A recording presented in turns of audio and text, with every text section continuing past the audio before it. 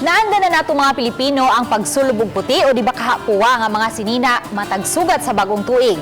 Gawas ni ini uso-usab ang pagsulubog mga sapot nga may disenyong polka dots. Karon, price check una ta mga kapuso sa mga polka dots nga sininang gibaligya pinaagi ni ining report.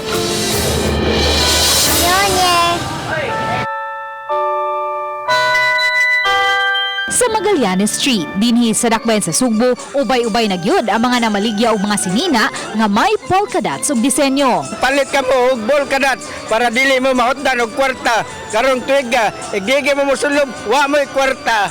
May pambata ug may pangdagko usab.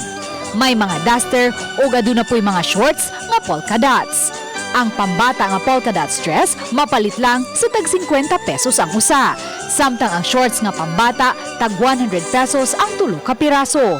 Ang pangdagko nga shorts mapalit sa tag 100 pesos ang duha ka buok. Ang duster nga tag 100 pesos ang usa, hasta na usab ang terno nga sinina. Samtang ang mga blouse ana sa tag 120 pesos. Ug kung nangita kag polka dots lang sa imong kwarto, may habol nga polka dots nga tag 100 pesos. Og pillowcase nga tag 50 pesos ang tulo ka peraso. Matod sa mga manindahay og polka dots, nga sa usa ka adlaw lang, nahali na ang 20 niya ka mga baligyang sinina.